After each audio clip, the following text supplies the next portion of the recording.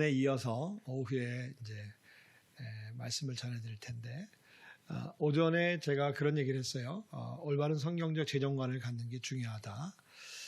올바른 성경적 재정관이라는 것은 우리가 갖고 있는 모든 돈과 재물의 주인이 하나님이시라는 거.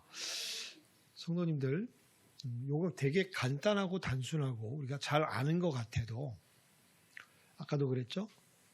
이거를 입술로 고백하는 것도 중요한데 삶으로 살아내는 게 굉장히 중요한데 이거 잘 안 된다는 거예요. 쉽지 않아요. 내가 이 돈을 쓸 때 이거 주님이 나한테 맡기신 건데 이렇게 써도 되나? 이렇게 생각을 해야 되는 거예요. 근데 그게 이게 자꾸 잊어버려요. 그러니까는 욕구적으로 살게 되고, 배고프면 막 먹고, 홈쇼핑 보면 막 사고 싶고, 그죠? 그 다음에 남들이 하면 따라서 하고 싶고, 이제 이렇게 되거든요. 어쨌든, 이거를 붙들고 정말 고민하면서 사셔야 되고요. 근데 여러분들 중에서 이제 또 이럴 수도 있어요. 내가 이 월급이 쥐꼬리만한데, 이제 그렇게 생각할 수 있는데, 저는 이제 그런 얘기를 해요. 쥐꼬리 같은 월급도 관리를 해야 되나요? 그래서 그러면 제가 그래요. 쥐꼬리는 누가 주셨을까요? 하나님이 주신 거예요. 나한테 맡기신 거란 말이죠. 그래서 돈과 재물의 주인이 하나님이시라는 이 사실을 여러분들이 꼭 기억하시고, 이제 2부로 들어갑니다. 두 번째는 이제 만몬 얘기를 할게요. 여러분, 살면서 우리가 이렇게 돈에 눌려서 살잖아요. 자유함이 없잖아요. 저희 어머니가 평생, 저희 어머니도 이제 이북에서 살다가 피난 내려오신 분이거든요. 저희 어머니 고향이 신의주고 평양에 살다가 1.4.5태 때 이제 피난 내려오신 거죠. 뭘 갖고 왔겠어요? 아무것도 갖고 온 거죠. 옷 2벌 이렇게 들고 내려오셨다 그러더라고요. 그러니까는 이남에 내려와서 고생 억수로 많이 했죠.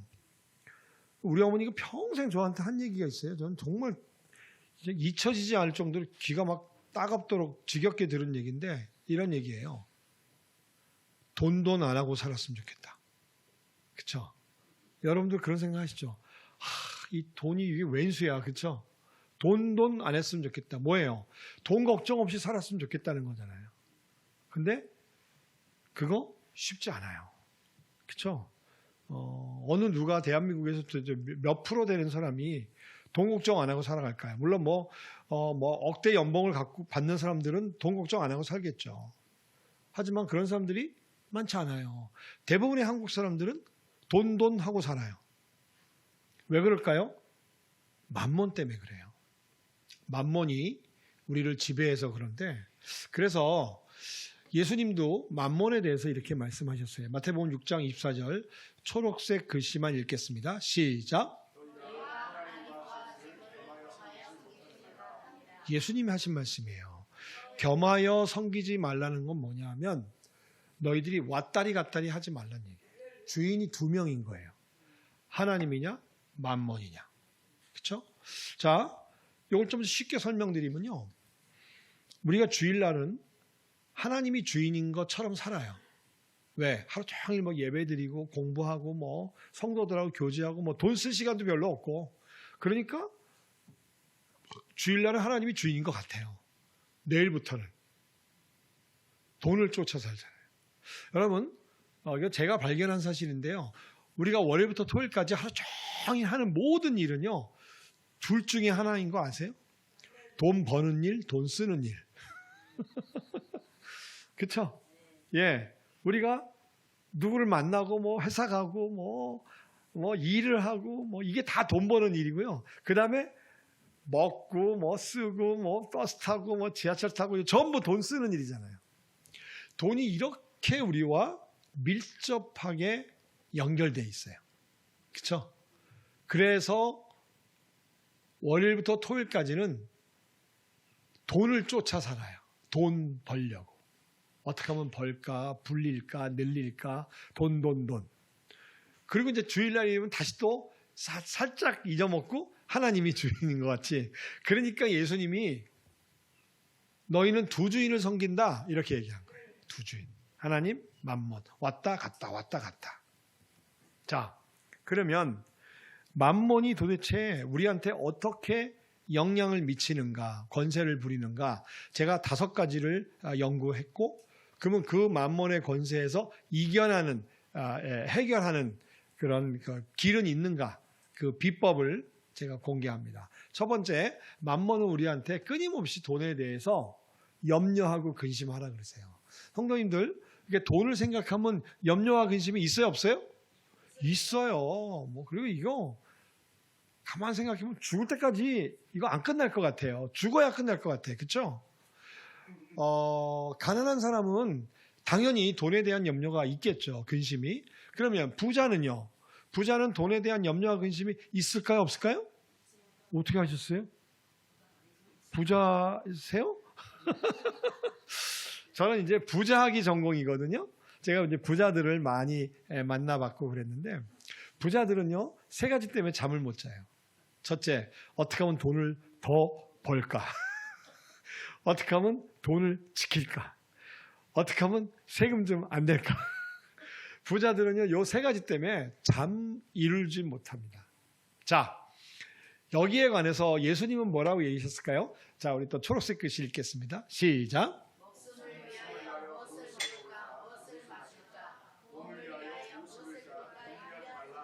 염려하지 말라. 주님의 말씀이에요. 성경에 보니까 염려하지 말라 10번, 근심하지 말라 10번, 도합 20번 나와요. 자, 성도님들, 성경에서 하지 마라, 간음하지 말라, 도둑질 하지 말라, 내 이웃의 걸 탐하지 말라, 하지 말라는 것을 우리가 안 지키고 하면 뭐예요? 불순종. 이건 뭐예요? 죄예요. 그렇죠? 아니, 도둑질 하지 말라 그래도 도둑질하는 건 죄잖아요. 여러분, 염려하지 말라 그랬어요. 예수님이. 근데 염려하고 앉아 있어. 뭐예요? 죄 짓고 있는 거예요. 오늘 놀라운 사실을 알게 됐죠. 그런데 요 죄는 잘 안 없어져요. 이 염려가요, 그렇게 잘 안 없어지더라고요. 그래서 제가 어떻게 하면 이 염려와 근심으로부터 자유로워질까를 고민을 계속하고 막 생각했는데, 2005년에 제가 섬기던 교회에 특별 새벽 기도회 때 답을 얻었어요. 저는 이제 그 분당 우리교회 이찬수 목사님이 담임으로 계시는 분당 우리교회를 이제 그때 섬기고 있었는데, 특별 새벽 기도회 때 이찬수 목사님이 그러시는 거예요. 사랑하는 성도 여러분, 돈에 대한 염려와 근심으로부터 자유로워지려면 내려놓으세요. 이러더라고요. 내려놓으세요. 여러분, 우리 요 내려놓으라는 거 알아요, 몰라요? 알아요. 많이 들었어요. 그 책도 있잖아요. 내려놓음이란 책. 그걸 읽어보니까 내려놔지던가요? 안 돼요. 그래서 그분이 2편을 썼어요. 2편이 뭐죠? 더 내려놓음. 이 편을 읽어도 안 내려놔져. 그래서 그분이 종결편 3번째 책을 쓰고 있어요. 지금 그분이 인도네시아 선교사거든요. 완전히 내려놓음. 안 돼요. 이거 농담이에요. 농담인데 진담으로 들으시면 안 됩니다. 여러분, 내려놓는 거 잘 안 돼요. 잘 안 되는데, 그날은요, 목사님의 말씀이 저한테 확 몰려오는 거예요. 성령이 임하시는 거예요. 아멘. 그래서 내려놓겠습니다. 우리 이제 기도를 하고서 눈을 딱 떴는데, 이제 구체적으로 적용해야 되잖아요. 뭘 내려놔야지? 아무거나 막 내려놓으면 안 되겠더라고요. 정신줄 이런 거. 그렇죠? 아무거나 막 내려놓으면 큰일 나요. 그래서 다시 주님께 기도했어요. 주님, 뭐를 내려놓으면 좋겠습니까? 했더니 3가지를 주님이 가르쳐 주셨어요. 이거 중요하니까 적으세요. 여러분, 아까 그 종이 나눠드린 거, 이거 있잖아요, 종이. 거기에 다 있어요, 지금. 거기에, 거기 이제 한 장 딱 넘기면요. 올바른 성경적 재정관 다음으로 만몬의 권세 첫 번째 있죠? 돈에 대한 염려와 근심 있죠? 예, 거기다 쓰세요. 내려놓아야 되는 거 세 가지. 첫 번째, 볼펜 다 있으시죠? 네. 첫 번째 뭘 내려놔야 될까요? 자녀를 내려놔야 된대요. 자녀. 두 번째, 집 문제를 내려놔야 돼요. 집, 내 집 마련. 세 번째, 여러분의 미래, 앞날, 진로를 내려놔야 돼요. 여러분, 하나씩 얘기해 볼까요? 첫째는 미래, 진로. 여러분, 저도 직장 생활을 했는데, 뭐 아까 초고속 승진을 했다 그랬지만 진급하는 거 마음대로 돼요, 안 돼요? 안 돼요. 그래서 내려놔야 돼요.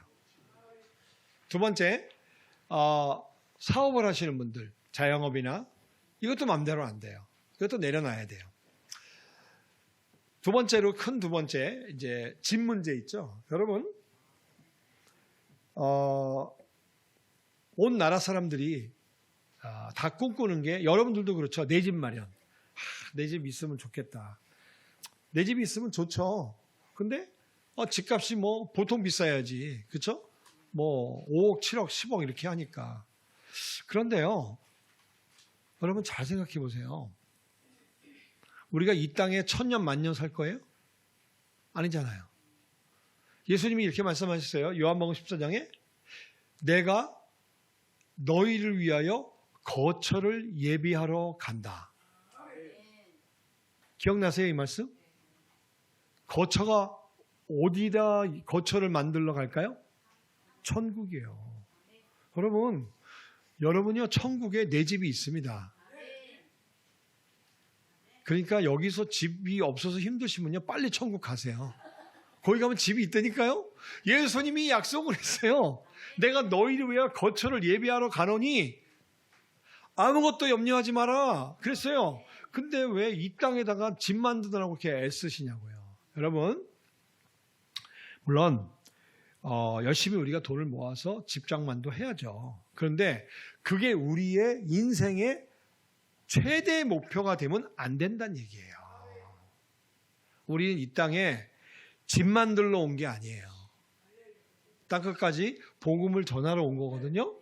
그러니까 우리가 막 온 힘을 다해서 막 돈을 다 모으고 모아서 하나님 나라를 위해서 쓰지 않고 내 집 마련하는데 지금 전부 돈을 쓰고 있다면요, 이건 잘못된 거예요. 그러니까 내 집 마련 너무 그렇게 하지 마시고 하나님이 여러분에게 허락되는 대로 사시면 돼요. 돈이 있으면 집을 장만하시고, 없으면 전세, 그것도 없으면 월세, 그것도 없으면 임대 아파트, 이렇게 맞춰서 사시면 되는 거예요. 내가 돈이 요거밖에 없으니까 하나님이 그냥 여기에 맞춰서 살라고 하는구나. 그냥 그렇게 사는 거예요. 저도 어릴 때 굉장히 가난했거든요. 정말 내가 왜 이렇게 가난할까? 그때는 이해를 못했어요. 어렸기 때문에. 근데 지금 커보니까 이해가 돼요. 하나님은 우리에게 정말 필요할 때 필요한 만큼을 채워주시는 분이더라고요. 그렇기 때문에 지금 우리에게 채워주지 않으면 그 이유가 다 있는 거라는 거예요. 그래서 제가 내 집 마련에 관련된 유명한 복음성가를 하나 불러드릴게요. 제가 교회 찬양대를 한 50년 했거든요. 목소리가 벌써 좀 다르죠. 예. 우리 목사님도 못지않게 저보다 좀 노래를 잘하시더라고요. 이런 찬양 아세요? 죄 많은 이 세상은 내 집 아니니. 내 집 아니라며요. 근데 왜 여기다 이렇게 내 집 만드느라고 목숨을 걸고 올인을 하시냐고요. 내 모든 모환은 저 천국에 있네. 저 천국 문을 열고 나를 부르네. 나는야 이 세상 있을 마음 없도다. 저는요, 몇 년 전부터 빨리 하늘나라 가고 싶다는 생각이 너무나 많이 들어요. 정말 너무 힘들어요. 이 땅에서 사는 게 지치고. 그래서 빨리 천국 갔으면 좋겠어. 왜? 거기 집이 있다며. 고통과 눈물과 근심이 없다며요. 재작년에 저희 어머니가 세상을 떠나실 때 제가 우리 어머니한테 이제 돌아가신 어머니한테 그랬어요. 어머니, 저희 어머니가 이제 저희 아버지가 일찍 돌아가셨거든요. 그래서 홀어머니 과부로 오래 사셨어요. 60년 이상을. 어머니, 내가 그랬어요. 좋으시죠? 이제. 내가 그랬어. 이 땅에서 고통과 고민과 아픔이 다 끝났잖아요. 가서 하나님, 예수님, 그리고 사랑하는 남편, 저희 아버지, 그리고 제 외할머니, 친정엄마 다 하늘에 계시니까 이제 가서 만나니까 좋죠? 빨리 가세요. 내가 그랬어요. 여러분, 우리는요, 이 땅에 천년 만년 살러 온 거 아니에요. 근데 왜 천년 만년 살 것 같은 사람처럼 사시냐고요. 내 집 좀 없으면 안 돼요? 그래서 여러분의 형편대로 맞춰서 살고 이렇게 과하게, 무리하게 집 문제를 갖고 고민하지 마셔라. 내려놓으셔라. 그리고요, 대한민국 이제 부동산이 끝났어요. 막 집값이 코로나 때 많이 올랐다가요, 또 다 내려가고 있잖아요. 첫 번째, 자녀를 내려놔야 돼요. 여러분, 자녀를 왜 내려놔야 될까요? 우리가 아기가 태어나면 한국 사람들이 그러잖아요. 자녀는 애물단지라고. 이건 내가 키워봤더니요. 한번 따라해 보실까요? 자녀는 돈을 아주 많이 먹는 하마다. 이것들이 돈 먹는 하마더라고요. 얼마나 먹는 줄 아세요? 태어나서 대학을 졸업할 때까지 부당 2억 3천을 잡아먹어요. 그게 다 사교육비예요. 둘이면 4억 6천. 집이 한 채예요, 글쎄. 여러분, 자녀한테 그렇게 아니, 우리 옛날에는요, 막 요즘에 애 한 명도 안 낳잖아요. 옛날에는 막 8명, 9명씩 낳잖아요. 그러면 옛날에 우리 어머니들은 애들을 어떻게 키웠을까요? 그냥 알아서 크게 내버려 둔 거야. 그래도 병 걸렸어요? 그리고 뭐 잘못됐어요? 다 이렇게 다 잘 됐잖아요. 그러니까 우리 젊은 요즘에 그 부부들이 뭐 애 낳아서 어떻게 키울 거 자신이 없어서 안 낳겠다. 이게 정말 무지한 생각이에요. 뭘 어떻게 키워? 하나님이 다 알아서 키우실 텐데. 들의 백합화를 봐라. 공중에 나는 새를 봐라. 하물며 너희일까 보냐. 왜 이 말씀을 안 믿고 의지를 하지 않냐고요. 왜 자기가 키우려고 그래. 왜 그렇게 비싼 학원, 비싼 가외 왜 꼭 그렇게 하려고 하냐고. 그러니까 애 낳기가 싫어지고 두려운 거지. 여러분, 저출산은 성경적이지 않습니다. 애 많이 낳아야 돼요. 그래서 생육하고 번성하라, 땅에 충만하라. 이게 주님의 명령이에요. 근데 왜 애를 안 낳냐고. 그리고 왜 난 애를 갖고 왜 거기다 돈을 쏟아 붓냐고요. 그리고 그거 아세요? 여러분들도 해보셨잖아요. 여기 이제 목사님 따님들이 계시는데 대학 나왔죠? 예.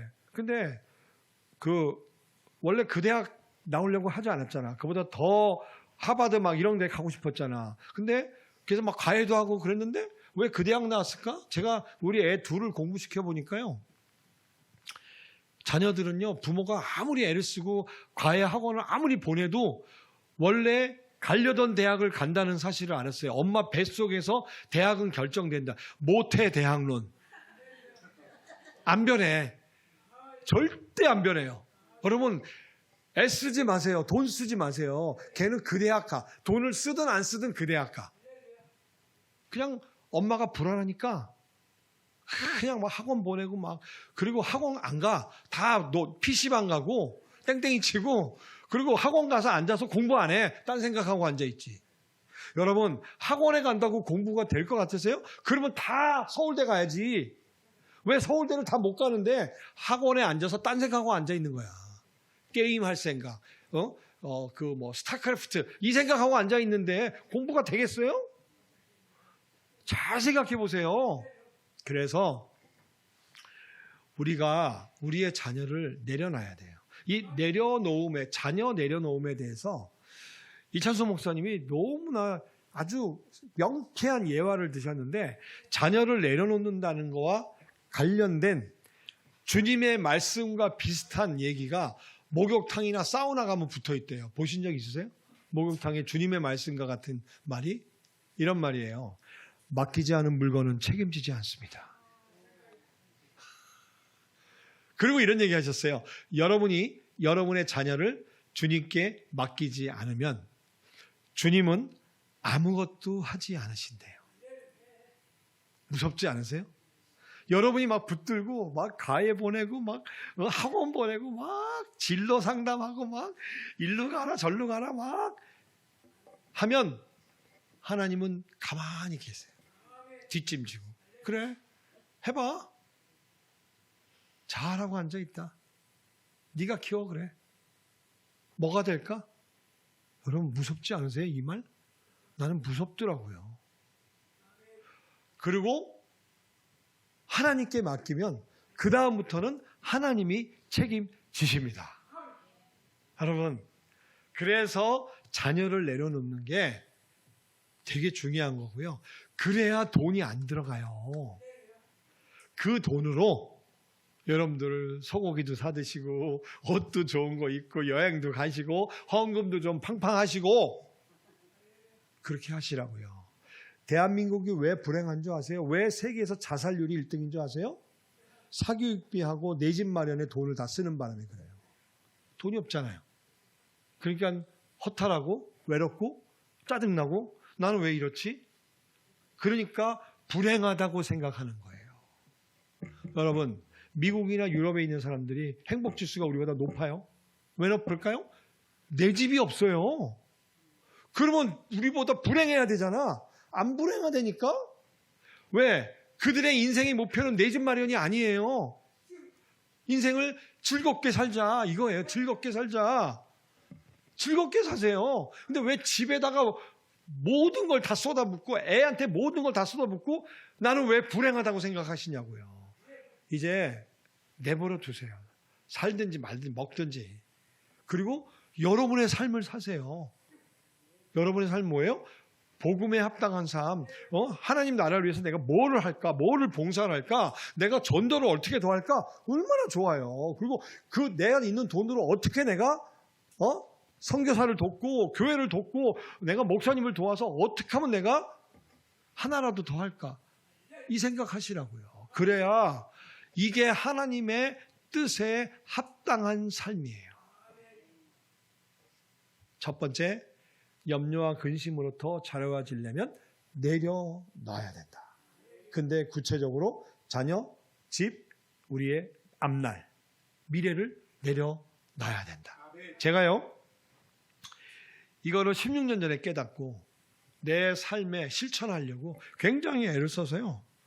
제가 우리 아들을 내려놨더니 글쎄 하나님이 취직 다 해결을 해서 우리 아들은 지금 우리 아들 딸은요 1류 대학 안 나왔어요. 2류 대학 3류 대학 나왔어요. 근데 4학년 2학기 때 다 취직됐어요. 취직 걱정도 안 하고 말레이시아에 가서 선교사님한테 훈련받고 와서 지금 대기업의 과장이에요.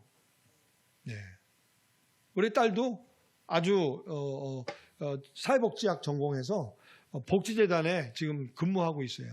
대리예요. 아들은 과장, 딸은 대리. 잘 살고 있어요. 저는 얘네들 걱정 하나도 안 해요. 왜? 하나님께 맡겼어요. 그냥 하나님 알아서 하세요. 마음대로 하세요. 그냥. 애들한테도 그랬어요. 난 이제 너희들하고 아무 상관이 없는 사람이다. 끝. 빨리 결혼해서 좀 떠나라 그랬어요. 내 좀 엄마랑 자유롭게 좀 살게. 이것들이 집에 있어서 말이야. 심지어 드라이 클리닝도 내가 다 맡겨주고 찾아주고 하니까 이것들이 아주 그냥 좋아가서는 시집가고 장가갈 생각을 안 하고선. 두 번째, 만몬은 돈을 잘못 관리해라. 아니, 관리하지 말라고 합니다. 여러분, 달란트 비유를 보면요. 착하고 충성된 종과 악하고 게으른 종이 나와요. 여러분이 이제 무슨 일을 하든지 돈을 벌잖아요. 그렇죠? 여러분이 받은 그 월급, 사례, 그거는 잘 듣고 대답해 보세요. 하나님이 주신 걸까요? 맡기신 걸까요? 네, 맡긴 거예요. 아시겠죠? 준 거 아니에요. 자, 준 거와 맡긴 거의 차이가 뭐예요? 준 거는 소유권이 넘어간 거예요. 자, 내가 너한테 이거 줄게. 그러면 이제 개껴되는 거예요. 근데 잠깐 맡아줘. 뭐예요? 이건 내 거야. 내가 언제든지 달라면 돌려줘야 돼. 아시겠죠? 여러분의 돈과 재물은 여러분께 아니에요. 하나님이 맡기신 거예요. 그래서 언제든지 하나님이 찾아가실 거예요. 아까 얘기했잖아요. 네 영혼을 가져가면 그 창고에 곳간에 모아둔 재물이 무슨 소용이냐. 여러분, 그래서요, 우리는요 관리를 잘해야 되는데 이 관리를 잘한 게 착하고 충성된 종이고 관리를 못한 게 악하고 게으른 종인 거예요. 그래서 여러분 예산결산 가계부를 써야 되는데 혹시 이 안에 사업, 장사 하시는 분 손 들어보세요. 안 계시나요? 자, 장사하시는 예, 우리 집사님 가게에서 예산결산 해요, 안 해요? 내가 이만큼 이렇게 해야지, 이만큼 이렇게 돈 얼마나 벌었나 한 달에 한 번씩 계산해요, 안 해요? 안 해요? 이상한 분이시네. 주먹 구구식으로 하시는구나. 보통 다 해요. 근데요, 세상에 너무 재밌는 게 가게에서는 하는데 집에 오면 안 해. 그렇죠? 여러분 가계부 쓰세요? 가계부 쓰시는 분 손 들어보세요. 한 분밖에 안 되는데 두 분. 자, 두 분은 착하고 충성된 종이고 나머지 분은 저 따라하세요. 나는 악하고 게으른 종이다. 하셔야 돼요. 왜? 하나님 맡겼잖아요. 그러면 예산결산 가계부를 쓴다는 것은요, 관리를 한다는 거예요. 관리. 그런데요, 요즘에 이 가계부를요, 손으로 안 써요. 핸드폰이 자동으로 써줘요. 그래서 이 안에 가계부 앱이 있어요. 앱을 깔아서 쓰면 돼요. 앱은 뭔지 아시죠? 내가 네 앱이다 할 때 예. 그래서 앱을 깔면요. 좋은 앱을 하나 소개할게요. 네이버 가계부를 추천합니다. 네이버 가계부를 깔고요. 이제 깔면 가계부가 이렇게 명령을 해요. 당신이 자주 쓰는 신용카드, 체크카드를 등록하세요. 그래요. 등록하는데 5초도 안 걸려요. 카드 번호하고 유효기간만 집어넣으면 돼요. 그 다음에 이런 일이 생겨요. 우리가 어디 가서 밥을 먹고 식사 2만 원 긁고 딱 뒤돌아서서 나오죠. 그러면요, 가계부 앱 외식비 지출란에 2만 원이 착 꽂혀요. 놀랍죠? 쓸 필요가 없어요. 그러니까 가계부가 저절로 써져. 그럼 나는 한 달에 한 번씩 이렇게 보고 얼마나 썼는지. 가계부를 손으로 쓰세요? 앱으로 하세요? 앱으로. 우리 앱으로. 이 두 분한테 나중에 물어보세요. 어떻게 하는지. 예, 그렇게 하셔야 됩니다. 자, 세 번째, 만몬은요, 충동 구매하라 그래요. 자, 대한민국 사람들이 매일 커피를 한 잔씩 꼭 마셔요, 요즘에. 그렇죠? 예, 그 커피 공화국이 됐어요. 자, 매일 커피를 한 잔 마시면 여러분 이제 여기서 여의도 가깝잖아요. 그렇죠? 여의도에 가면요, 스타벅스 커피 전문점 있죠? 스타벅스가 여의도에 몇 개 있는 줄 아세요? 100개 있어요. 그래서 여의도에 근무하는 여성 직장인들한테 물어봤어요. 한 달에 커피값이 얼마 나가냐 그랬더니 9만 원 나간대요. 하루에 4천 원씩 22일, 3일 근무하잖아요. 그럼 9만 원 맞죠? 그렇죠? 매일 커피 한 잔 마시면. 그러면요, 한 달이면 108만 원이고요. 10만 원은 1080만 원이 돼요. 놀랍죠? 예, 우리는 지금 커피 값으로 1000만 원씩 쓰고 있는 거예요. 근데 더 놀라운 게 뒤에 나와요. 자산관리학에서는요, 카페라떼 효과 이런 말이 있어요. 그건 무슨 얘기냐? 매일 마시는 커피를 꾹 참고 요 9만 원을 어디다가 저축하는 거예요. 투자하는 거예요. 5%짜리 상품이 있어요. 거기다 넣으면요, 20년이 지나면 3,600, 30년이 지나면 7,200, 40년이 지나면요 1억 3,300만 원이 됩니다. 놀랍죠? 1억 3,300만 원인데 눈 하나 깜짝 안 하시는 우리 풍성한 교회 성도님들 보면서 이 강사가 매우 당황스럽습니다. 여러분 집에 한 13억씩들이 있나 봐요. 여러분 집에 가면 통장에 1억 3,300만 원이 있으세요? 없으세요? 없죠? 왜 없을까요? 커피 마셔서 없대요. 여러분, 커피를 마시지 말자 이런 얘기가 아니죠. 작은 돈도 함부로 쓰지 말자. 예, 티끌 모아 태산. 그 얘기예요. 여러분, 제가 아까 그랬죠. 대한민국 가정경제가 무너지고 있다고. 대한민국 사람들이 30년, 40년 전에는 티끌 모아 태산을 했었어요. 근데 어느 날부터인가 이걸 안 하고 있어요. 티끌 모아 태산. 이 말이 없어지고 요 말을 대처하는 말이 나왔어요. 인생 역전 대박. 대박만 꿈꾸는 거예요. 노력은 안 하고 돈도 안 모으고 그렇게 쓸 거 다 쓰고 먹을 거 다 먹고 놀러 가고 다 놀러 가고 할 짓 다 하고 돈이 없으니까 대박만 노리는 거야. 그래서 로또 복권, 주식, 코인 이딴 거 하고 앉아 있는 거예요. 이거 성경적이지 않습니다. 성경에 이렇게 써 있어요. 땀을 흘린 농부가 먼저 추수하는 것이 당연하다. 여러분, 탱자탱자 놀았던 사람은요, 추수할 자격이 없는 겁니다. 이게 성경적인 거야. 땀을 흘리고 노력하고 애를 써야 우리가 결실을 얻는 거지. 별 노력도 안 하고 복권방 가서 복권 하나 산 다음에 한 10억이 당첨되길, 세상에 그런 법이 어디 있어요? 그건 성경적이지 않은 거예요. 사도 바울이 이렇게 말씀하셨어요. 일하기 싫거든 먹지 말라고 하였거늘. 여러분, 일을 안 했으면요, 먹지도 말아야 돼. 먹을 자격도 없는 거야. 근데 왜 아무것도 안 하고 왜 삼시세끼는 그렇게 찾아 먹으려고 애를 쓰냐고.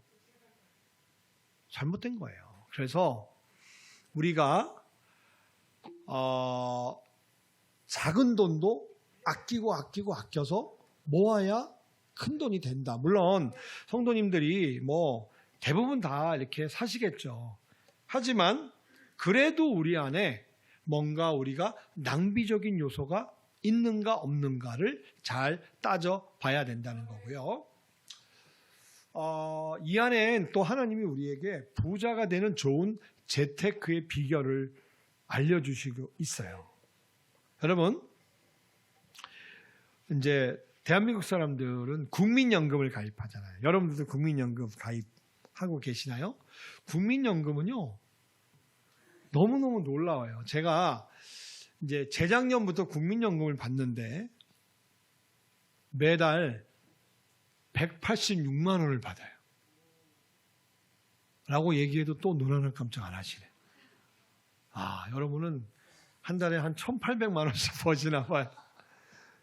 국민연금 186만 원은요, 상위 0.5% 안에 들어가는 거예요. 진짜 많이 받는 거예요. 그건 저는 국민연금을 많이 넣었을까요? 아니에요. 국민연금은요, 많이 넣고 싶어도 못 넣게 돼 있어요. 상한이 정해져 있어요. 48만 원 이상을 못 넣어요. 그러면 저는 국민연금 왜 이렇게 많이 탈까요? 답은 이거예요. 작은 돈이지만 오래 넣은 거예요. 31년 넣었어요. 그랬더니 돈이 눈덩이처럼 불어난 거예요. 그래서 따라하세요. 장기저축, 강제저축. 이거를 해야 부자가 돼요. 돈은요, 강제로 넣어야 돼요. 그게 국민연금. 국민연금은 자유예요? 강제예요? 강제야. 그냥 회사 들어가면 그냥 강제로 내. 군인은 군인연금, 공무원은 공무원연금, 선생님은 사학연금. 강제야. 연금을 왜 강제로 했을까요? 중간에 찾아가는 나중에 노후가 없어지니까. 그래서 큰 돈이 된 거예요. 여러분, 저축은요, 강제로 해야 돼. 그러니까 했다 안 했다, 했다 안 했다. 이러면 돈이 안 된다는 게 이 표가 보여주는 현실이라는 거예요. 아시겠죠? 그래서 당장 오늘부터, 아니 내일부터 여러분이 20만 원, 30만 원을 강제로 하는 거야. 얼만큼? 10년, 15년, 20년? 왜? 100세 시대잖아요. 여러분, 지금부터 10년 해도요, 20년 해도 여러분들이 앞으로 살면서 계속 돈이 필요해요. 계속 돈이 필요해요. 그래서 우리가 충동 구매하면 안 된다. 이거는 만몬의 짓이다. 아시겠죠?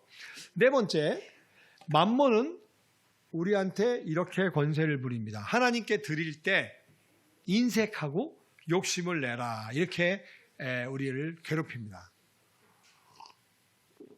여러분, 오늘도 헌금을 많이 하셨는데 헌금을 드리는 올바른 자세를 제가 알려드릴게요. 한번 따라해 볼까요? 우리가 헌금 드릴 때 이런 자세로 드리셔야 돼요. 따라해 볼까요? 헌금 주님께 드릴 때에는 기꺼이 아싸하게 화끈하게 뚝 잘라서 드린다. 고민하지 마시란 얘기예요. 성경에 두 가지 대조적인 사건이 나와요.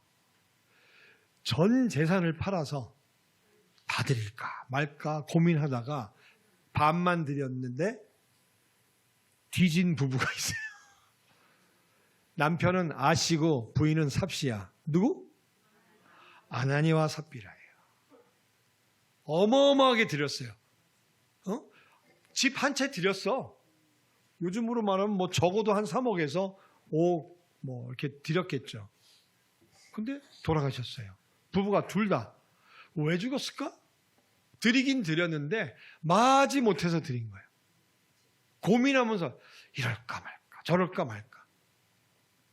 여러분, 그리고 거짓말을 했어요. 이게 잘못된 거예요.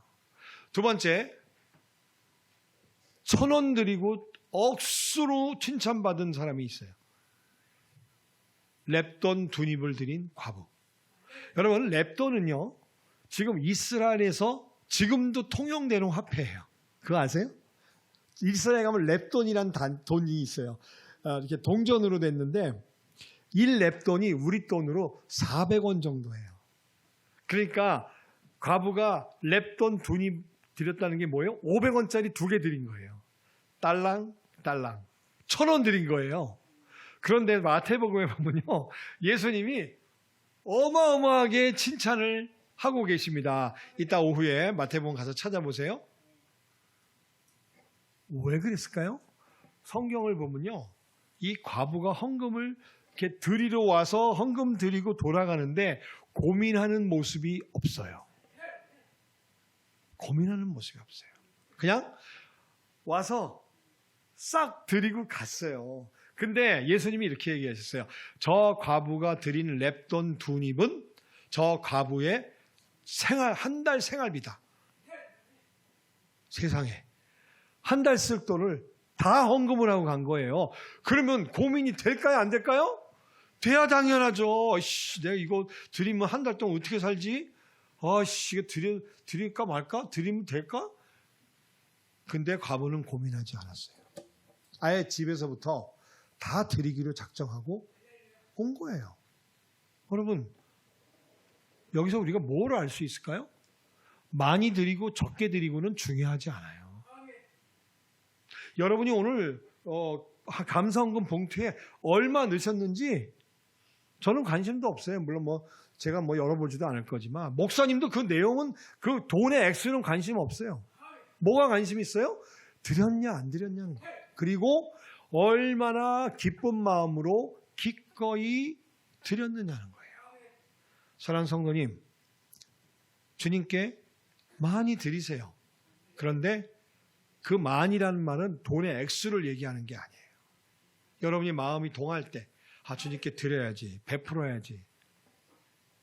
그래서 우리가 주님께 헌금을 할 때는 기분 좋게 해야 된다. 기꺼이. 제가 아주 재밌는 얘기 해드릴게요. 우리가 이제 가끔 헌금하기 전에 이렇게 이제 지갑을 딱 열잖아요. 그러면 여러 가지 돈의 종류가 들어있잖아요. 5만 원, 만 원, 1,000원 이렇게 있잖아요. 그러면 이렇게 제가 성가대를 할 때 우리 교회 이렇게 우리는 이제 헌금함에다 이렇게 넣고 들어오거든요. 이런 걸 봤어요. 어떤 성도가 앞에 딱 서서 이렇게 지갑을 열더니 5만 원짜리 딱 꺼냈다가 집어넣는 거야. 그래서 만 원짜리 또 꺼냈다가 집어넣는 거야. 그러다가 5천 원짜리를 딱 꺼냈다 또 집어넣어. 그러더니 한참 쳤더니 에이씨 그러고선 지갑을 넣어요. 1,000원짜리가 없었던 거야. 여러분 그분이 5만 원 아니라 500만 원을 드린다고 하나님 받으실까요? 하나님은 거지가 아닙니다. 온 우주 만물을 갖고 계시는 주인이기 때문에 우리가 뭐 5만 원 드리나 10만 원 드리나 뭐 500만 원 드리나 하나님의 나라는 아무 상관없고요. 여러분이 헌금을 드리든 안 드리든 이 풍성한 교회는 풍성하게 번창할 줄 믿습니다. 뭐 내가 뭐 11조 하면 뭐 교회가 뭐 잘 되고 뭐 어려워지고 여러분이 교회에다 헌금하는 게 아니라 하나님께 헌금하는 거예요. 그렇기 때문에 여러분이 헌금을 드릴 때 이 바른 자세로 헌금을 드리는 것이 굉장히 중요한 거예요. 왜? 내가 드렸으면 하늘에 도달이 되고 쌓여져야 될 거 아니야. 근데 그렇게 고민하면서 드리는 헌금은 하늘에 도달이 안 된대요. 글쎄 나는 드렸는데 하나님이 접수 불가 반환 접수 안 하신대요. 그러면 너무 안타깝잖아. 내가 열심히 일해서 헌금했는데 하늘에 도달을 안 했으면 이왕이면 하늘에 도달해야 될 거 아니야. 하늘에 도달하는 헌금이 뭐예요? 내가 기꺼이 드리는 헌금. 고민하지 않고 드리는 것. 여러분 헌금할 때 고민하지 마세요. 5천 원 할까 만 원 할까 이 생각이 딱 들잖아. 그럼 만 원이야. 만 원 할까 5만 원 할까 할 때는 5만 원이야. 하여튼 두 개가 고민될 때는 위에 거야. 그렇게만 사세요. 그러면 돼. 그리고 요게 복 받는 비결이더라고요. 제가 11조 얘기 같이 하면서 할게요. 여러분 11조 오늘도 11조를 많이 하시던데 11조도 마찬가지예요. 여러분 올바른 11조를 제가 알려드릴게요. 올바른 11조가 뭘까? 뭐 내가 300을 타면 30만 원을 드리는 거 그거 아니에요. 요즘에 나오는 문헌을 읽어보니까 올바른 11조는 그게 아니래요. 여러분 11조를 드릴 때는요 이렇게 기도를 해야 된대요. 주님이 저에게 주신 이 10개 다 주님의 겁니다. 맞죠?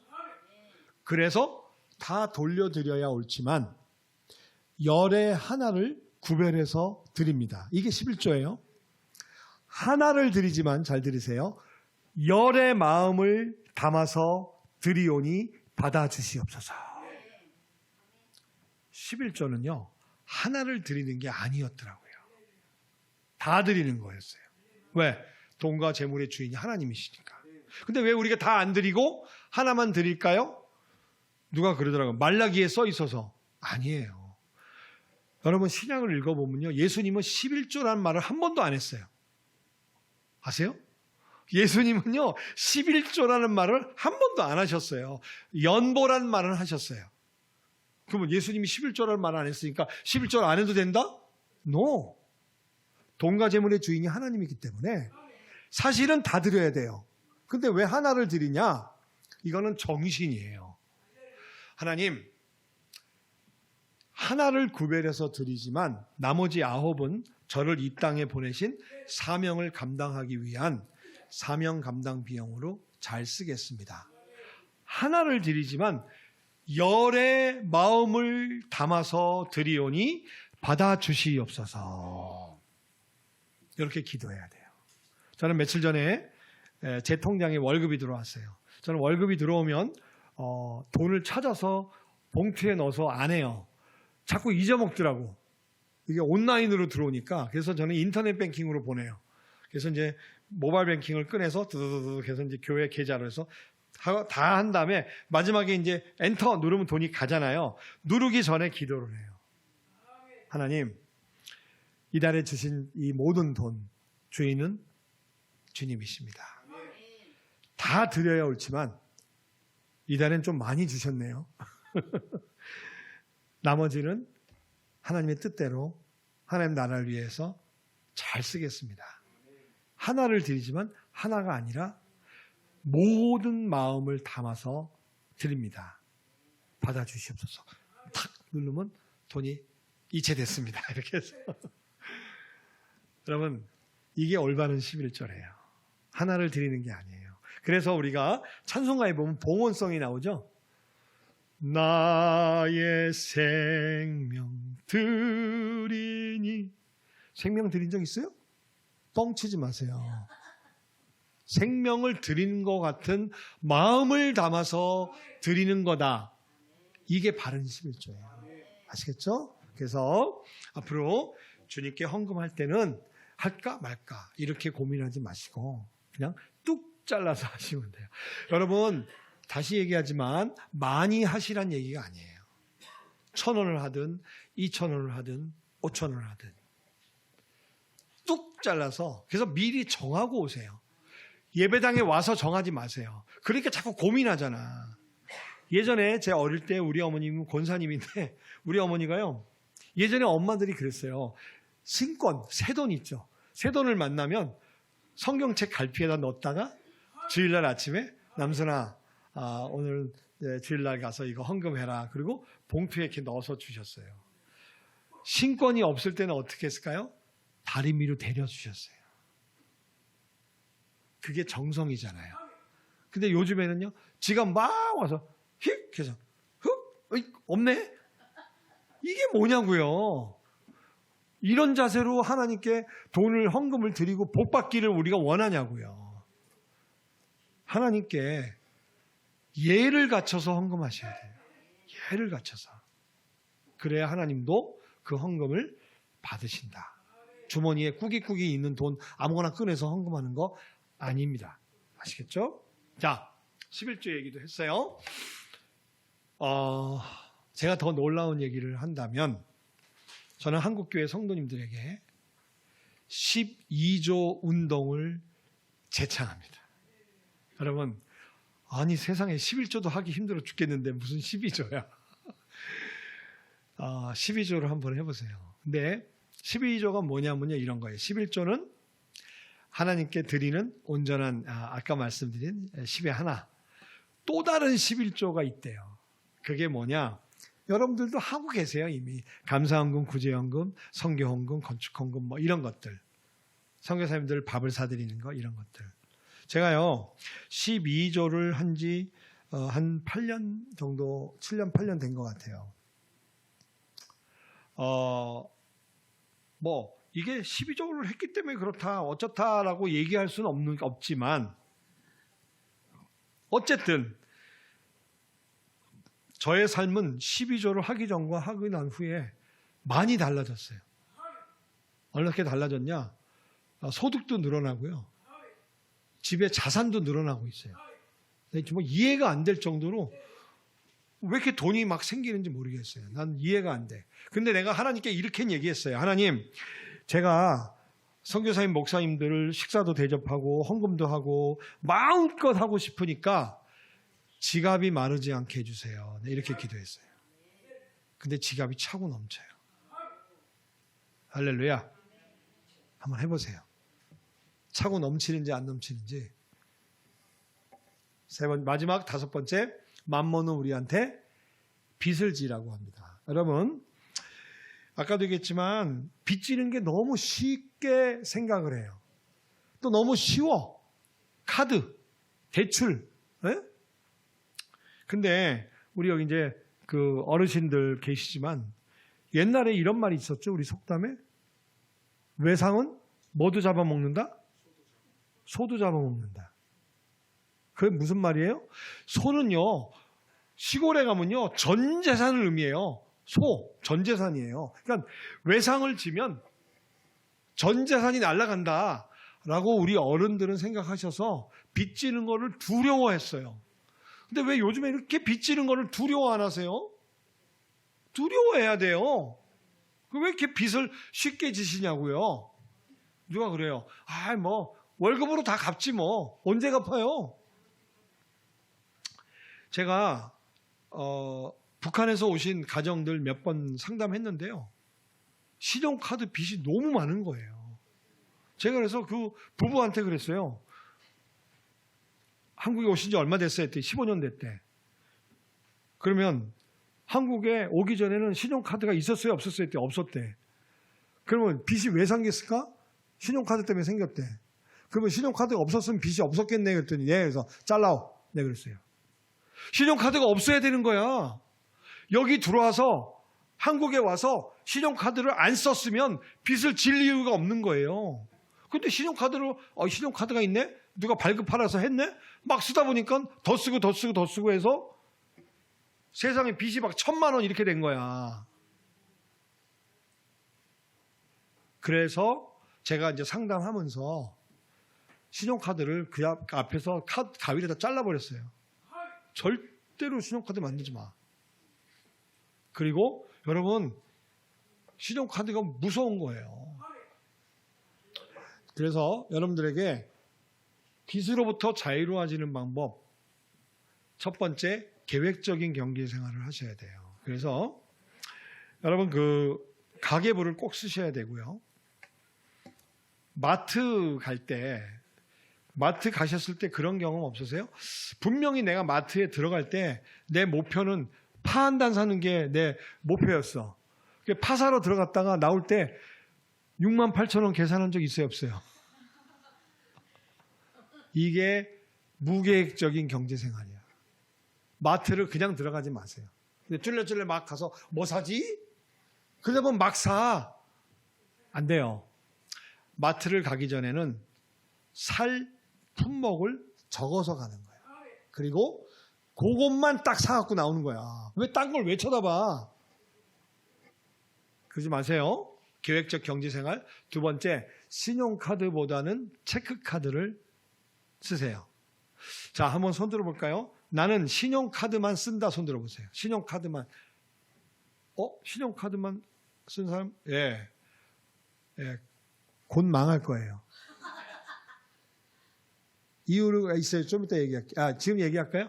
여러분, 법원에 가면요. 너무너무 빚 때문에 힘들어서 파산하고 회생하는 사람들이 있어요. 물어봤어요. 시작이 어디서부터 잘못됐냐고. 시작이 다 열이면 약, 배리면 백, 신용카드라고 얘기해요. 여러분, 신용카드 무서운 거예요. 두 번째, 신용카드와 체크카드. 체크카드 아시죠?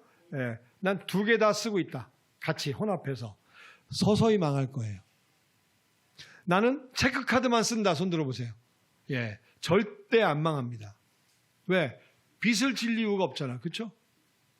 체크카드는요, 통장에 돈이 없으면 결제가 안 돼요.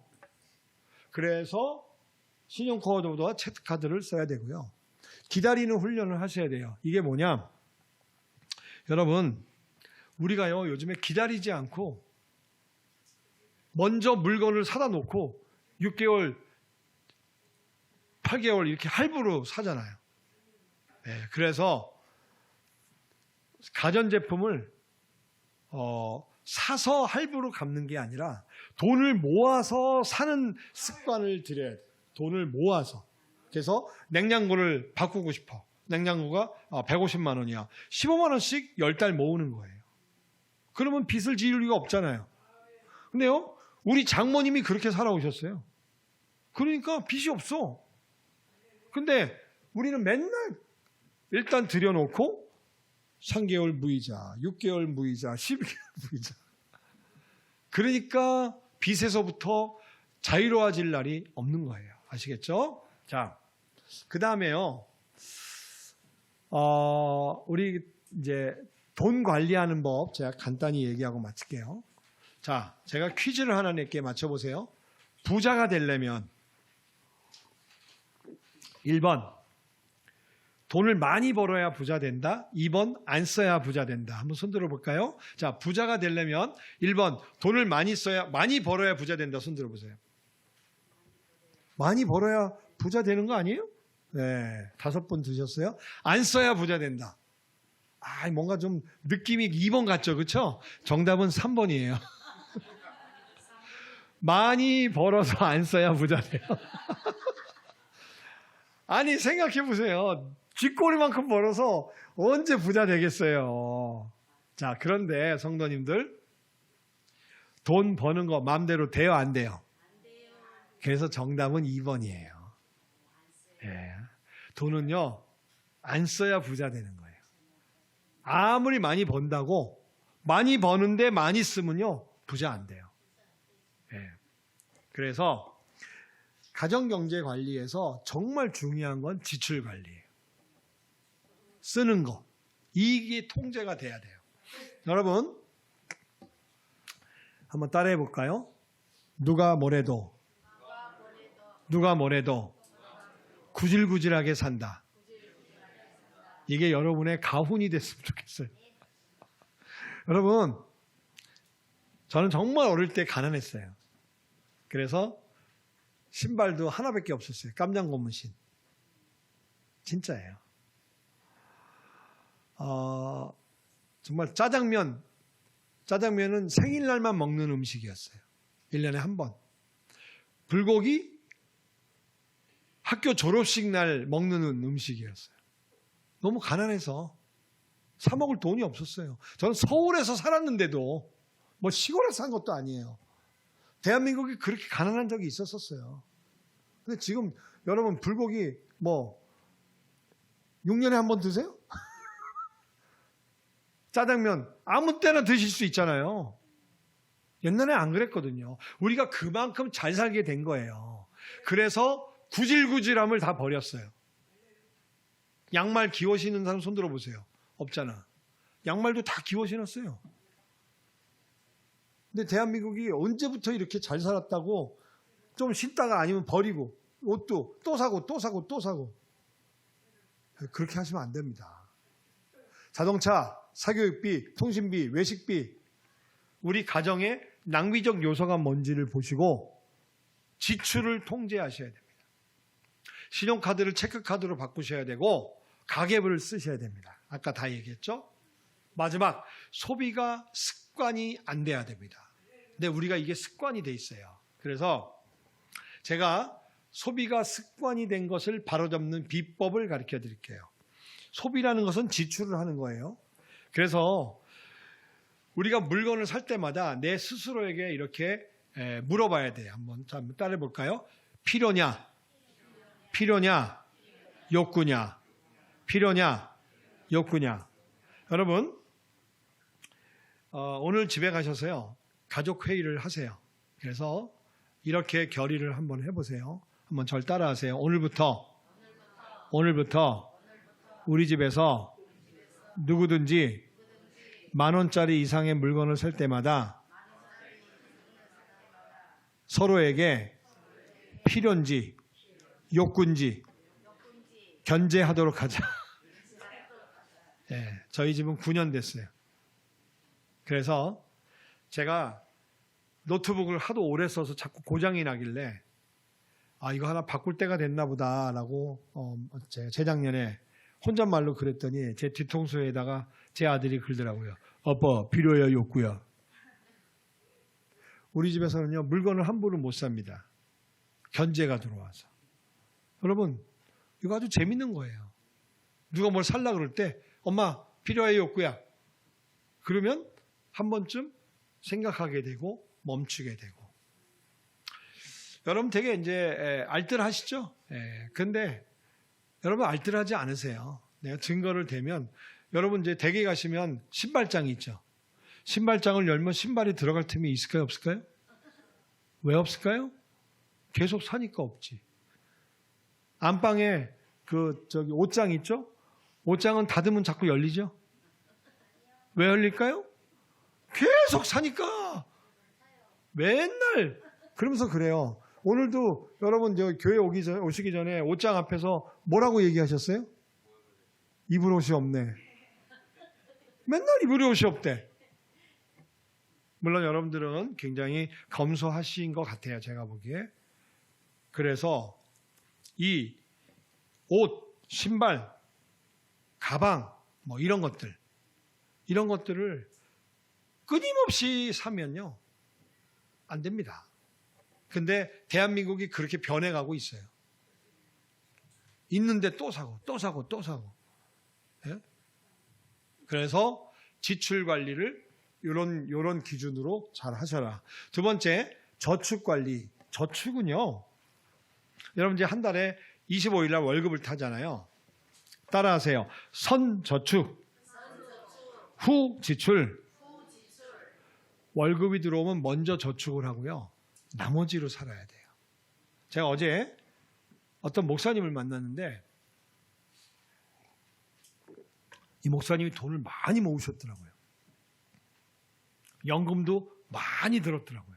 그래서 아니 어떻게 이렇게 목사님이 어떻게 그랬더니 자기는 전도사 월급이 48만 원일 때 20만 원씩 저축했대요.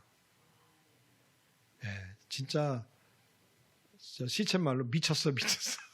대단한 거예요. 왜 그랬냐? 이렇게 안 하면 나중에 너무 힘들 거라고 생각이 들더래요. 그래서 그렇게 어려운 전도사, 강도사 시절에 허리띠를 졸라매서 그게 이제 습관이 된 거예요. 여러분, 그래서요, 우리가요, 이 시스템을 바꿔야 돼요. 25일 월급날이 여러 가지 결제일이에요. 그렇죠? 카드값, 아파트 관리비, 그러니까 선저축이 안 돼요. 선지출하고 후 저축하니까 저축이 잘 안 되는 거야. 그래서 저축 목표를 먼저 정하세요. 나오죠? 밑에 외벌이 30, 맞벌이 50, 미혼 70. 여러분 지금 결혼한 부부 중에서 혼자 번다 손 들어보세요. 혼자 번다. 나는 혼자 번다 30%. 맞벌이 50%. 맞벌이 50%가 무슨 뜻이냐? 두 사람 월급 중에 한 사람 월급은 저축을 해야 된다는 거예요. 미혼 손 드세요. 미혼 왜 손 안 들어? 미혼은 70%. 그래서 왜 미혼은 70% 저축해야 돼요? 따라하세요. 얼라가 없으니까. 아까 뭐라 했어요? 얼라는 태어나면 돈 먹는 하마라 그랬잖아요. 진짜요. 이거 선배님들한테 물어봐요. 애가 태어나면요. 이게요. 완전히 보세요. 기저귀, 분유 이거요. 한 달에 몇십만 원 들어가요. 그 다음에 이제 요거 끝나면 이유식. 그 다음에 요거 끝나면 이제 있잖아요. 왜? 빨간 펜, 노란 펜 이런 거 해야 되잖아. 그 다음에 학원, 발레, 태권도 정신없어요. 이거 완전히 돈 먹는 하마야. 그래서 결혼해서 첫애가 낳기 전까지가 우리가 돈을 모을 수 있는 골든 타임이야. 그거 놓치면 안 돼요. 우리 70% 저축하고 있죠? 하고 있죠? 왜 이렇게 미소로 때우려고 그래? 끝나고 남으세요? 나한테 혼나고 가야 돼 오늘. 우리 집에 아들, 딸들은요 70%씩 저축을 해요. 네, 그래야 돼요. 그리고요, 돈은요, 잘 들으세요. 목표를 세워서 모아야 돼요. 목표를 세우면요, 기간이 나와요. 그 기간에 따라서 거기에 맞는 상품을 정해야 돼. 예를 들어서 내가 차를 하나 사고 싶다. 5년 뒤. 그러면 5년짜리 상품을 골라서 드는 거예요. 근데 나는 5년 있다 하고 싶은데 1년짜리 적금을 들어. 1년 있다 찾아. 그 찾은 돈은 또 어디로 가? 그러니까 맨날 차 살 돈이 없는 거지. 이해되셨죠? 그래서 그렇게 해야 된다. 자, 세 번째, 저축할 돈이 없어요. 나 이런 얘기 진짜 많이 듣는데 이번에 상담을 하시면요, 저축할 돈을 찾아드릴게요. 첫째, 수입 지출 혈안표를 작성해서 과도한 지출을 찾는다. 두 번째, 가계부 앱을 통해서 과도한 지출을 통제한다. 세 번째, 욕구적 지출, 필요나 욕구를 도입해서 욕구적 지출을 줄인다. 잘못 가입한 금융상품을 구조조정해서 거기서 또 돈을 만들어내면요, 제가 장담하건대 여러분의 가정에서 적어도 20만 원에서 한 50만 원을 찾아드릴 수 있어요. 그걸로 여러분이 원하시는 목표와 꿈을 이룰 수 있는 다른 저축을 하실 수 있는 거예요. 아시겠죠? 네. 그래서 이 저축 관리도 중요하다. 세 번째, 투자 관리. 투자는요, 우리가 투자는 해야 돼요. 왜냐하면 금리가 너무 낮으니까. 그런데 첫째, 목표, 투자 목적을 세워야 돼요. 목적이 뭐냐면요. 내가 이 돈을 모아서 투자해서 뭐에다 쓸 거냐. 집을 장만할 거냐, 우리 애들 교육자금을 할 거냐, 아니면 내가 차를 살 거냐, 여행을 갈 거냐에 따라서 또 마찬가지로 기간이 나오죠. 그러면 투자 기간이 나오는 거예요. 그리고 여러분의 성향에 맞는 거를 골라야 돼요. 아무거나 막 고르면 안 되고 투기와 투자를 구별해야 되는데 제가 투자와 투기를 구별하는 방법을 그냥 간단하게 아주 핵심적인 거 한 가지만 얘기할게요. 따라하세요. 투자는 농사와 같다. 예, 농사인 거예요. 이게 성경에 나와요. 여러분, 농사는요, 땀을 흘리고 기다려야 돼요. 땀을 흘리고 기다려야 돼요. 그래서 즉 노력과 인내가 필요한 게 투자예요. 그러니까 여러분이 주식을 누가 좋대더라 이렇게 듣고 하는 거는 노력은 전혀 없는 거예요. 그렇죠? 그리고 샀다 팔았다 하잖아요. 이거는 기다림과 인내가 없는 거예요. 그러니까 돈 못 버는 거야. 그래서 성경을 다 같이 읽어보겠습니다. 시작. 예, 디모데 사도 바울이 하신 말씀이에요. 여러분, 수고하지 않았는데 곡식을 얻겠다? 도둑놈 심보예요. 여러분이 노력을 안 하고 돈을 벌겠다? 도둑놈 심보예요. 그건 성경적이지 않은 거예요. 그렇게 하면 안 돼요. 그래서 열심히 땀을 흘리고 애를 쓰고 노력해서 공부해서 돈을 벌어야 돼요. 투자를 해서 결과를. 자, 투기는 만몬의 유혹이다. 게으름과 일확천금을 꿈꾸지 마세요. 아시겠죠? 자, 그 다음에 코인이라는 거 들어보셨죠? 예, 코인이 뭐냐고 묻지도 마세요. 하지도 마. 너무너무 위험한 거예요. 코인 그러면 아예 그냥 관심 갖지도 마세요. 아직은 우리가 투자하고 투기할 때가 아니야. 자, 여러분 요즘에 핸드폰에 문자나 인스타에 수익률이 어쩌고저쩌고 막 이런 거 오죠? 무조건 삭제 차단. 보지도 마. 관심도 갖지 마. 여러분, 그렇게 좋은 소식은 왜 지가 안 하고 우리한테 가르쳐 줄까? 사기라서 그래, 사기. 하지 마세요. 자, 대출 얘기 좀 할까요? 여러분이 이제 대출을 필요에 의해서 받을 수도 있어요. 근데요, 대출이 있으면 갚는 순서가 있어. 비싼 이자 먼저 갚는 거예요. 고금리, 중금리. 그 다음에 작은 대출 있죠. 작은 금액 먼저 갚는 거예요. 그래야 동기부여가 빚이 5개가 4개, 3개, 2개 이렇게 줄어드는 맛이 있어야 될 거 아니에요. 근데 막 큰 거 갚느라고 애쓰면서 빚이 계속 5개가 있어. 동기부여가 안 생기죠. 만기가 가까운 대출. 그런데 여러분 요즘에 적절한 대출을 받아야 된다. 이런 말이 있어요. 총부채 원리금 상환 비율. 은행에 가면요 요즘에 이런 말을 쓰는데 DSR이라고. 이런 거예요. 여러분이 대출을 받아서 갚는 돈이 있죠. 원금과 이자가 여러분의 한 달 번 소득의 40%를 넘지 못하게 돼 있어요. 내가 만약에 200만 원 번다면 80만 원 이상 나가면 안 돼. 근데 저는요, 이것도 굉장히 과한 거예요. 4분의 1, 25%를 넘으면 안 돼요. 그러니까 여러분이 200만 원 버는데 한 달에 50만 원 이상을 대출 갚는 데 쓴다. 대출이 과한 거야. 잘못된 거야. 빨리 바로 잡아야 돼요. 네, 그래서 대출도 관리를 잘 하셔라. 그 다음에 우리가 정말 잘못 갖고 있는 게 보험이에요. 여러분, 보험 많이 있죠? 보험이 한 집에 보통 5개, 6개씩 있어요. 그래서 이 보험을 자꾸 누가 들라 그러니까 또 들어주고 하다 보니까 보험이 과한데 꼭 필요한 보험만 갖고 있어야 돼요. 그래서 이것도 여러분들 이번에 좀 상담을 통해서 여러분들이 보험이 얼마나 과한지를 보고 여러분에게 맞는 걸로 이렇게 적절하게 줄여드릴 수 있어요. 그래서 보험에서 남는 돈 있죠? 보험을 구조조정해서 보험에다가 헌금하고 있는 거를 하나님께 헌금을 하세요. 차라리 소고기 사서 드시든지. 여러분이 들고 있는 보험 중에는요, 나중에 돌려받지 못하는 보험이 대부분이에요. 네, 그래서 보험도 잘 우리가 쳐다봐야 된다. 여러분 타임즈라는 잡지가 있어요. 미국에서 나오는 잡지인데 아주 세계적으로 유명한 잡지인데 2015년 3월 달에 아기가 모델이었어요. 표지 모델. 근데 여기 뭐라고 써 있냐면요. 2015년 3월에 태어난 아기는 몇 살까지 살다 죽을까요? 이게 이제 잡지에 써 있는 거예요. 영어로 써 있는 게 그거예요.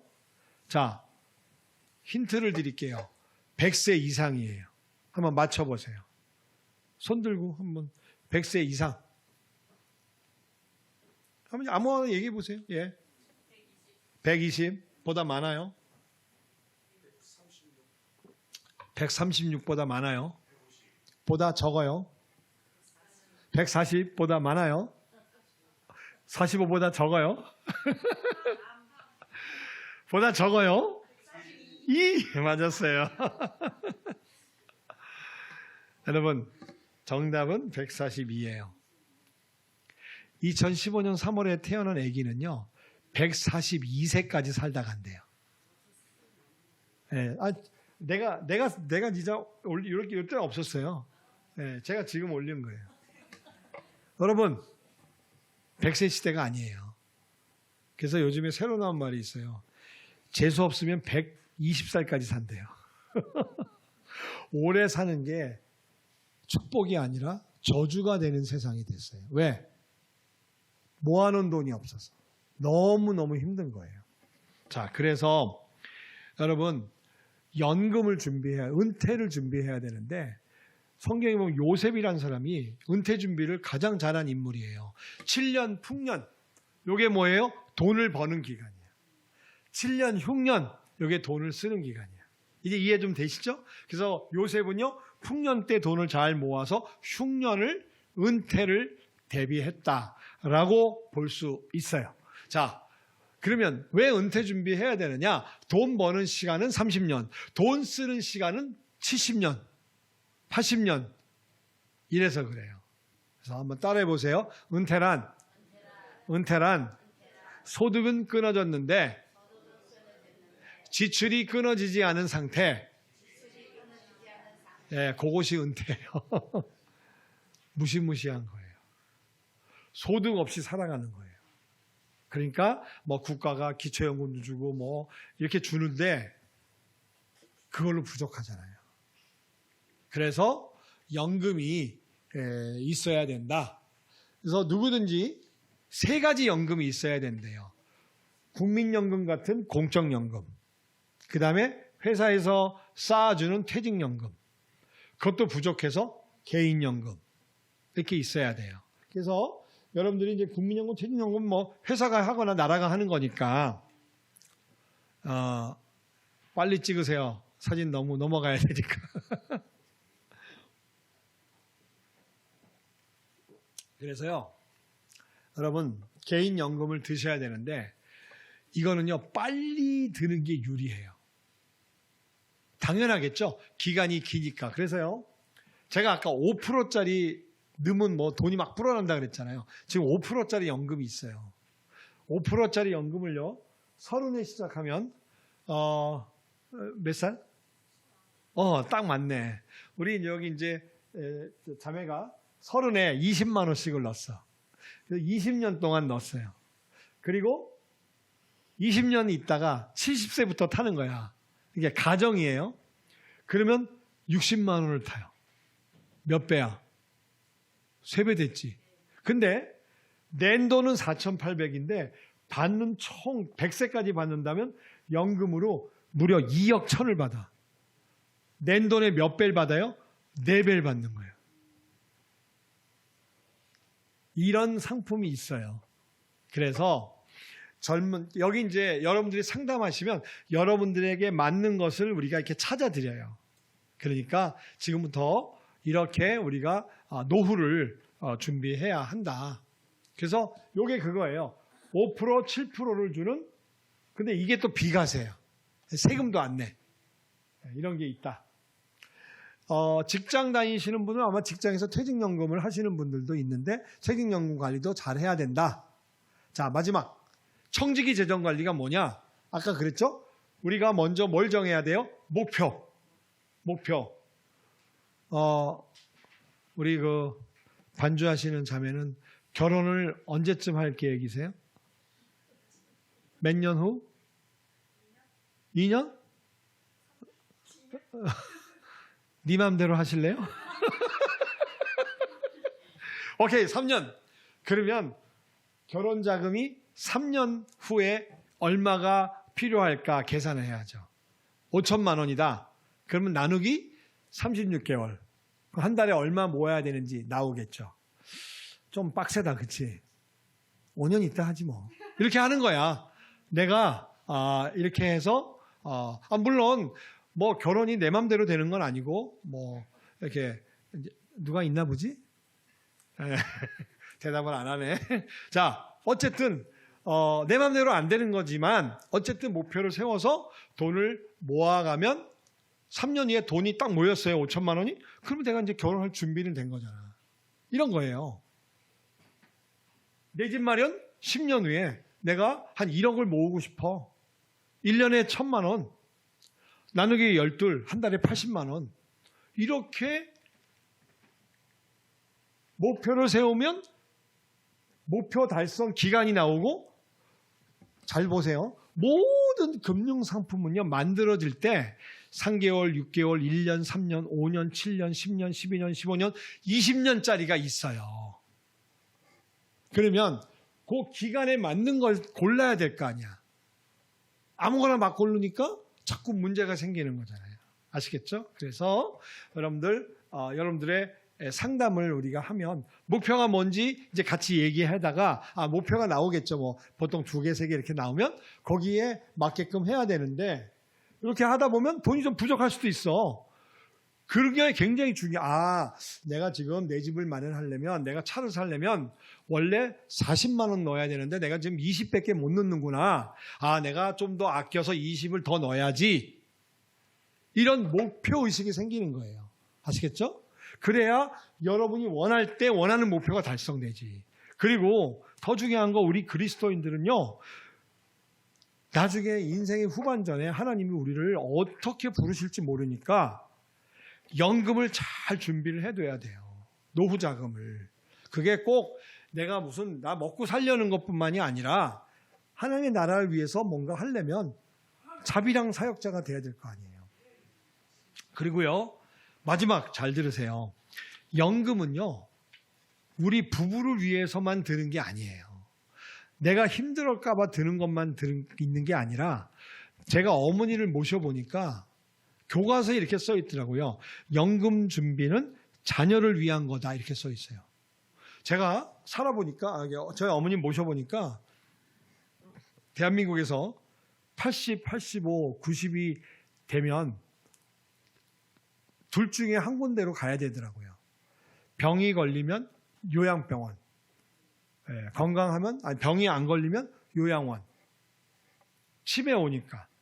그래서 그런 데 가려면 돈이 필요한데 자녀들이 그거를 감당 못해요. 여러분, 자녀들에게 내가 나중에 요양병원 가면 잘 좀 부탁해?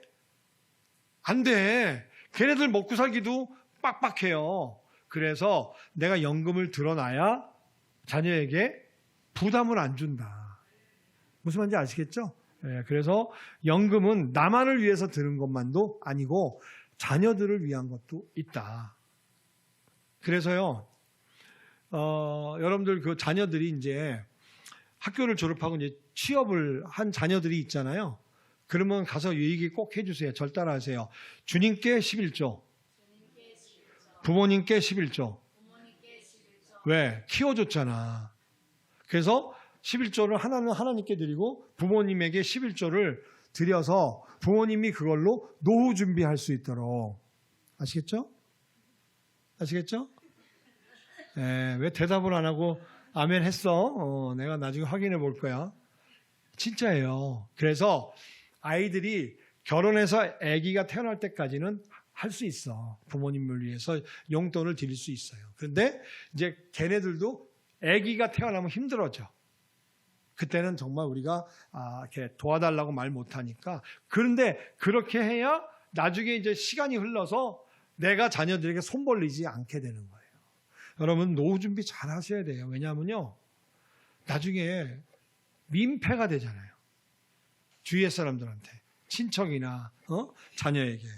그래서 노후 준비는 나만을 위한 일은 아니다. 자녀와 이웃을 위한 일이다. 자, 아까 달란트 비유 얘기했죠. 여러분 달란트 비유의 주인공은 한 달란트 받은 종이에요. 왜 그럴까요? 대사가 길잖아. 성경에 보니까 2달란트, 5달란트는 2절밖에 없는데 한 달란트는 무려 6절이 나와요. 자, 또 퀴즈. 한 달란트 받은 종의 죄목, 뭐를 잘못했을까요? 죄목은 뭘까요? 게으른 거? 예, 따라하세요. 아무것도 하지 않은 죄. 맞죠? 하나님이 돈을 맡겼어요. 여러분, 한 달란트가 얼마일까요? 우리가 주일학교 애들 데리고 달란트 시장 하잖아요. 그러니까 달란트 갖고 막 떡볶이 사 먹으니까 한 달란트가 한 1,000원 정도 하는 것 같죠? 아니에요. 한 달란트는요 6천 데나리온이에요. 6천 데나리온. 그러면 데나리온이 뭐예요? 노동자의 하루 품삯이에요. 요즘에 노가다 하루 품삯이 얼마인 줄 아세요? 15만 원이야. 그러면 계산하기 좋게 10만 원이라고 치자고. 그 6 곱하기 6천. 6억이야. 만약에 품삯이 15만 원이라 그러면요 9억. 여러분 한 달란트 맡기고 간 주인은요 얘한테 9억 맡기고 간 거야. 그러니까 얘가 겁나서 땅에 묻은 거예요. 이거 잘못했다가 원금 까먹을까 봐. 여기 나오잖아요. 내가 원금 까먹으면 주인이 무서워서 주인이 화낼까 봐. 아니 나라도 그렇게 했어. 이게 9만 원이면 내가 막 뭘 해보겠어. 근데 9억이래. 여러분 주인의 생각은 달랐어요. 뭐라 그랬어요? 야, 내가 그렇게 무서웠으면 취리하는 자들에게 맡겼다가 별이라도 얻을 거 아니. 이게 뭔지 아세요? 네이버에 검색해서 이자 많이 주는 은행에 갔다가 예금이라도 해서 이자라도 받았어야지. 이놈아, 넌 땅에다 묻으면 되겠냐? 이 얘기예요. 이게 뭘 얘기하는 줄 아세요? 내가 너한테 9억을 맡겼는데 넌 뭐 했니? 이 얘기예요. 아무것도 안 했잖아요. 그 결과는 참담해요. 어떻게 됐어요? 뺏겨요. 사랑하는 성도님, 여러분이 돈이 자꾸 여러분의 재산이 줄어들고 있다. 자꾸 소득이 준다. 원인은 아무것도 안 하고 있어서 그래. 뭔가 해야 돼. 관리하고 가계부 쓰고 막 하면 주인이 관리 능력이 있구나. 더 맡기는 거예요. 더. 근데 아무것도 안 해. 줬더니 아무것도 안 해. 그럼 회수? 이제 아시겠어요? 왜 우리가 돈이 없는지? 아까 뭐라 그랬어요? 우선순위가 바뀐 거예요. 돈 줬더니 딴짓거리 해. 돈 줬더니 아무것도 안 해. 그러면 회수야. 근데 자꾸 뭘 하고 하나님 나를 위해서 쓰고 또 자꾸 불리고 막 이렇게 뭔가 하여튼 계획적으로 살고 그래요. 그러면 더 놀랍게 채우고 흔들고 넘치게 주시리라고 믿습니다. 아시겠죠?